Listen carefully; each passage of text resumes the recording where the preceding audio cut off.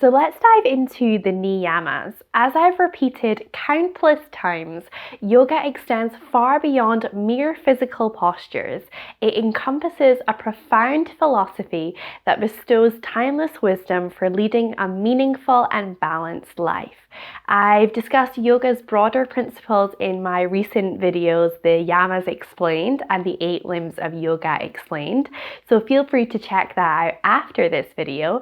And in this video, I will be continuing the journey through the 8 limbs of yoga and delving deeper into the Niyamas. So we will further explore and heighten our awareness of how yoga extends beyond the confines of the mat and into every aspect of our life.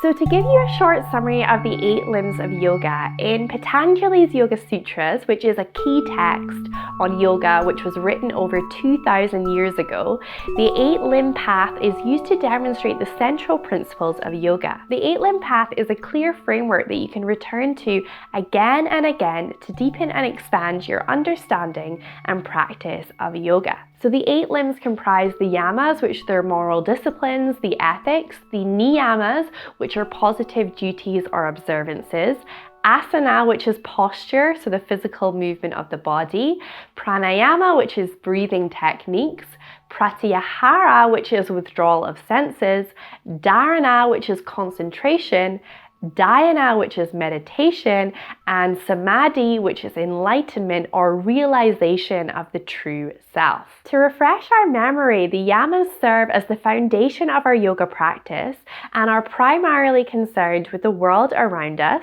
our interaction with it, and are a guide as how to act towards ourselves and others. So non-harming is the core of the yamas. The yamas inspire us to cultivate compassion, to live in our truth, to respect boundaries, to find balance, and to let go with grace. So as we move around the world with a non-harming approach, we create the peace, the energy, and the time required for our spiritual practice and our spiritual journey.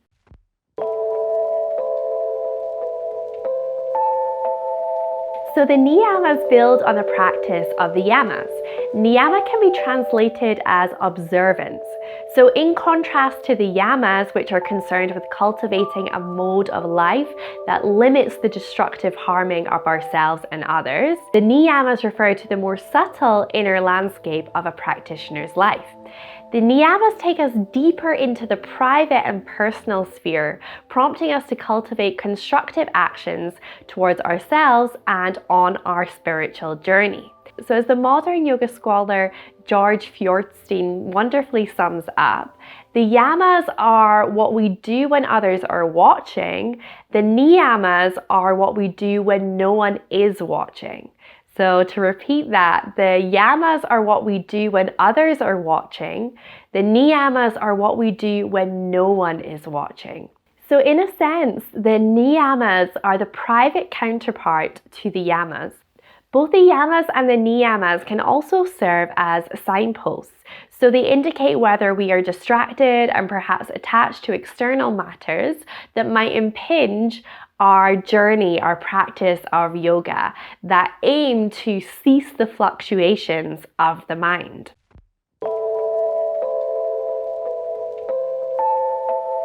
So let's explore these 5 remarkable niyamas. The first niyama, saucha, calls for both spiritual and physical cleanliness. So at a basic level, it involves purifying the body as a preparation for spiritual practices. So this resonates with the age-old proverb that cleanliness is next to godliness. So contemporary purification rituals can include taking care of and keeping our physical body clean. They can involve keeping our living space and our possessions clean and cared for. And they can also involve adopting a healthy lifestyle and a healthy diet. So some texts translate saucha as simplification. And when viewed from this lens and from this angle, we can understand that this niyama is about clearing out the clutter of our lives, both metaphorically and literally, identifying what is important and what facilitates our yoga practice, and then streamlining our entire life. So simplifying our lives, decluttering metaphorically and literally, identifying what is important and what helps to facilitate our yoga practice, and then letting go of the rest. So the kriyas, or purification rituals, can also be a part of the practice of saucha. So the body is seen as a sacred temple in the Hatha Yoga sect, which is a small branch of Tantra Yoga, which arose in the 9th century. And the kriyas help to keep the body cared for, pure and clean in every possible way. So some of these kriyas can look shocking to contemporary Western yogis and can include wet and dry enemas and swallowing yards of muslin cloth, to name a few of these kriyas. But there are other kriyas such as neti pots, which help to cleanse the nasal passages, which have actually started to grow in popularity in the West. Like many of the yamas, the concept of saucha goes beyond the physical body and the material world and involves clearing our inner landscape by uprooting negative thoughts and emotions. So a useful way to view saucha is through the lens of compassion, both within your relationships as well as towards yourself. So there is purity in your relationship with others and yourself, and purity or cleanliness to your intentions and actions. It is important to note, however, that it's not always possible to have only pure thoughts. And here is where your self-compassion practice comes in. Here's where it becomes especially important.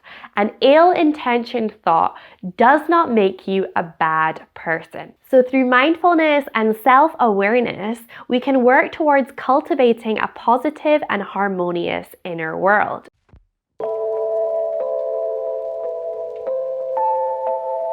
In a culture full of desire and endless pursuits, santosha stands as a counter-cultural force. So santosha invites us to find contentment with our present circumstances.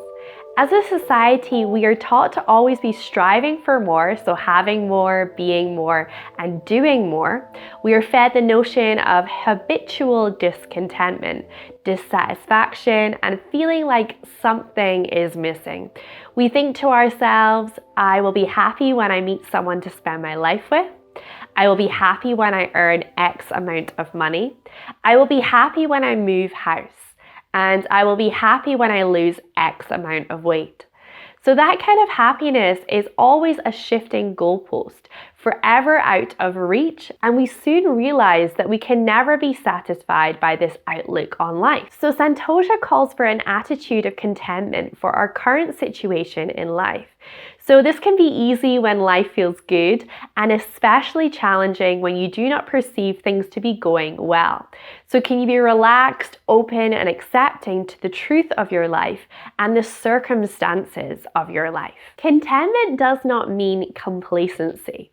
So the practice of santosha invites us to find contentment with our present circumstances whilst remaining open to growth and improvement. So we appreciate where we are on our journey, but we remain motivated to improve our circumstances. So for example, during physical yoga practice, injuries are more likely to occur when a practitioner pushes, forces, and overexerts themselves in a pose that they find challenging. So these injuries are caused by an impatience and a dissatisfaction with the practitioner's perception of their physical yoga practice. Santosha is the appreciation of where you are whilst maintaining the heat or discipline. So the tapas, which is the next niyama, which we will discuss. So santosha is maintaining that appreciation of where you are whilst maintaining the heat or discipline to continue to press forward. So meaningful change begins with acceptance and contentment for what is, even if you are striving for better things. So the simplicity offered by santosha brings less stress and more stability in the uncertainty of our lives. The practice helps us to recognize the difference between our wants and our needs, so we become less attached to the external world and more connected to our inner selves. So embracing contentment creates a solid foundation for a sustainable spiritual practice, and it is truly a revolutionary and counterculture way of being in our modern society.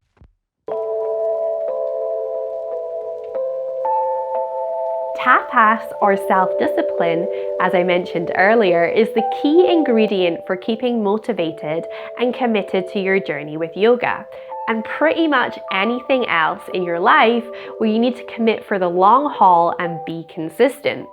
So tapas requires practitioners to push their physical and mental boundaries as part of their spiritual practice. So sometimes tapas can be translated as heat or burning spiritual passion. Tapas refers to the passion, the drive, and courage required to undertake the practice of yoga. You can apply this principle of tapas not only to your yoga practice, but also to other aspects of your life. Passion, courage, and drive are required so that you can stay committed to your goal. And then self-trust, discipline, and the compassionate extension of your limits are also required so that you can maintain consistency on your journey towards your goal. Again, there are many tapas practices that might be shocking to the Western yogi, including enduring intense heat, sleeping on a bed of nails, extreme fasting, to name but a few. Tapas for the householder, so people like you and me who lead a life engaged in social and familial responsibilities, which are often referred to as householders in many yogic texts. So tapas for the householder is a willingness to endure intensity for the sake of transformation. So for the householder, commitment to your meditation and yoga asana practice, as well as the other limbs of yoga, is tapas in action. It takes a huge amount of self-discipline to commit to practice, but from that consistency, not only physical strength, but also mental resilience will be created.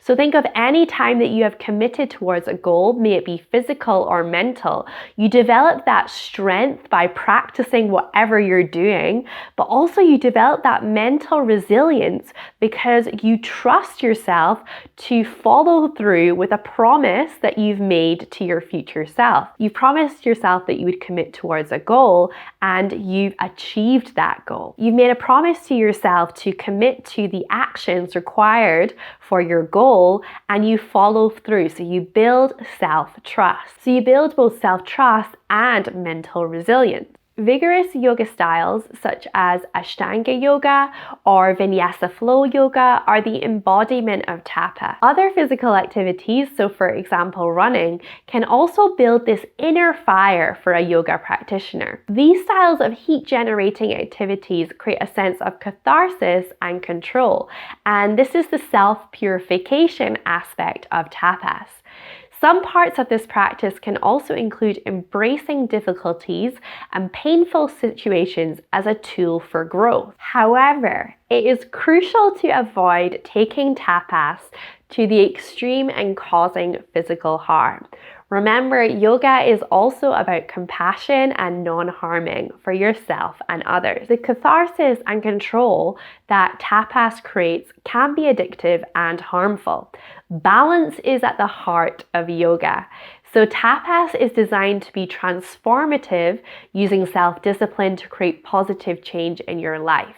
Yoga is also about non-harming, so remember ahimsa, the foundation of the yamas, and therefore we can think of tapas as stepping out of our comfort zone just enough to challenge ourselves, but not so much that it causes harm and distress. So the aim of tapas is to not seek out pain, but it's more about not running from the inevitable pain that is part of all growth and change. So think avoiding your feelings or distracting yourself from your feelings. It's about embracing the difficulties of life, the inevitable pain that can be involved in life, taking this pain as a chance for transformation that is part of all growth and change.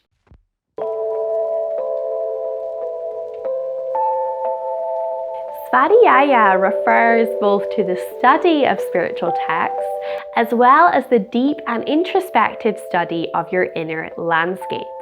So in the Yoga Sutras, Patanjali didn't specify specific texts, but rather recognized that understanding could be gleaned by studying the experience of other yoga practitioners.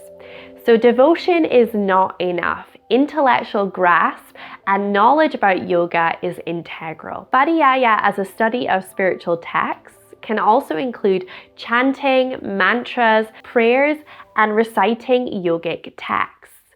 This aspect of Svadhyaya is a combination of performance, so for example the chanting, and also studying. Svadhyaya is about becoming spiritually reflective and understanding oneself through self-reflection and the study of yoga. So by engaging in self-study, you allow yourself to discover your limits, accept them, and then work towards personal growth. Deep self-reflection and questioning what it means to be human will help you begin to understand the nature of the human mind and gain wisdom and insight. A useful word to describe this aspect of Svadhyaya is contemplation. So by using contemplation, we can begin to understand ourselves and also understand what it means to be human. We begin to recognize that to be human is to be always changing and evolving.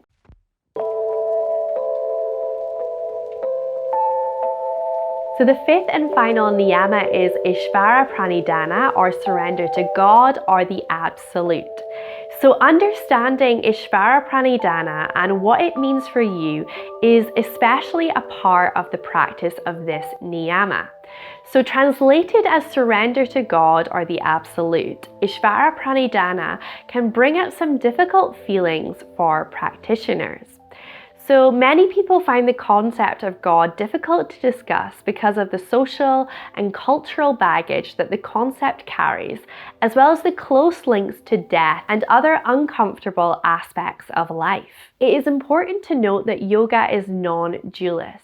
The tradition of yoga does not prescribe the notion that we should worship a god or multiple gods. Instead, it recognizes that we are all connected and part of something bigger. Therefore, the meaning behind the translation of Ishvara Pranidhana, so surrender to God or the Absolute, is much subtler than you first might think. Ishvara is roughly translated as God, and Pranidhana can be translated as to dedicate, to devote, or to surrender. However, when you look at the translation in more detail in the Yoga Sutras, Ishvara is described as a person who has never been caught up and bound by the world in the manner that ordinary people have. So those fluctuations of the mind that are described in the Yoga Sutras, and the goal of yoga is to cease the fluctuations of the mind. Ishvara is described as someone who is not caught up in those fluctuations of the mind. So Ishvara is a model of what the yoga practitioner wants to become. So by intensely focusing on Ishvara, a practitioner is focusing intensely on the state that they aspire to. So when you take that translation, Ishvara isn't an almighty God. It is the description of unity that yoga aims to create. So you can see that surrender to God is a little bit of a simplified description of what this niyama actually means. Ishvara Pranidhana is about marveling and being in awe of the world and the wider universe around us. So think of those first pictures taken of the Earth by astronauts in space. Those pictures completely altered our cultural landscape, and we began to recognize how small and frankly insignificant we are in the vastness of the universe. The world is a beautiful place, and when we slow down and find stillness, we can fully appreciate and find awe in its beauty. We can surrender and accept the world for what it is and embrace its beauty. When we accept the complexity and the mystery of the world around us and the broader universe, We surrender to the truth of life, that pranidhana, that surrender, that devotion. We surrender to the truth of life. We cease to try to control everything in our lives. We surrender to the outcomes of our actions. So again, that idea of surrender, that devotion, while still committing to the action ourselves. So we surrender to the outcomes of our actions while still committing to the action itself. So that pranidhana, that surrender, that aim for unity, that Ishvara. It is only in releasing the hopes and fears of the future and the ruminations and analysis of the past that we can truly be in the present moment. Ultimately, the present moment is all we have and all that we can guarantee. So Ishvara Pranidhana can be translated as surrender to God or the absolute.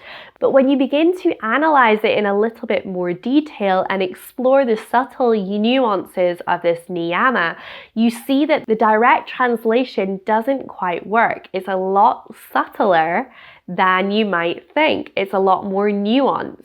So it's about letting go of control, surrendering to the truth of life, surrendering to the outcomes of your actions, and simply committing to the path of your life. Ishvara Pranidhana is about transforming your yoga practice into an act of devotion. It is about surrendering to the journey and releasing control. It is about intensely focusing on the state of being that the journey of yoga aspires to, so that cessation of the fluctuations of the mind, which are detailed in Patanjali's Yoga Sutras.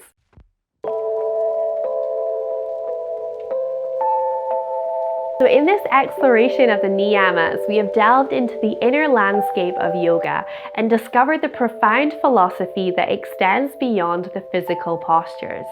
As we have journeyed through the 8 limbs of yoga, we have learned that the Niyamas, the positive duties or observances, form the foundation for our spiritual and personal growth.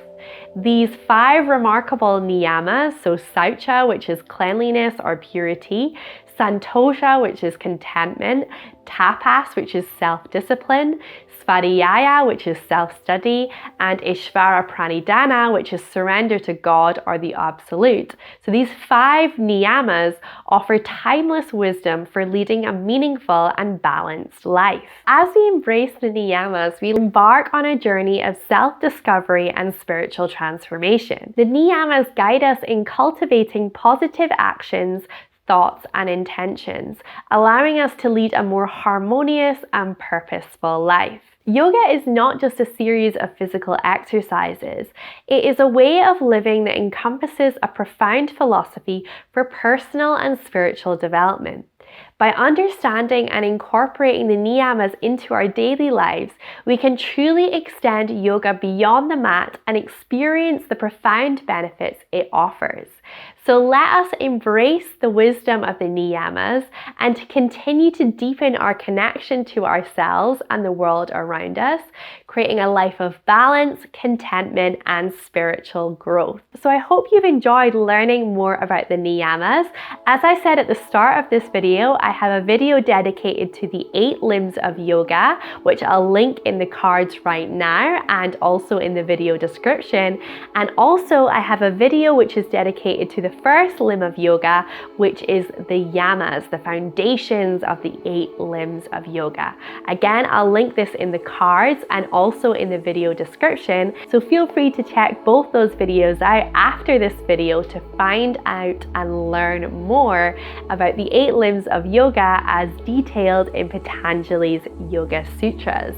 So if you've enjoyed this video, if you find it useful, please give a like, a thumbs up. It tells me to create more videos like this. And if you're not familiar with me, my name is Ilsa. I'm a yoga and yoga nidra teacher based in Bristol in England, and I'm originally from near Aberdeen in Scotland. I create videos like this, so if you enjoyed this video, please feel free to consider subscribing to my channel and you'll be kept up to date as to when I I next upload to YouTube, and I have an entire library of videos dedicated to yoga and yoga nidra and yoga philosophy, so feel free to check that out to learn more. I would love it if you became part of the community. As always, thank you so much for watching, and thank you for practicing with me.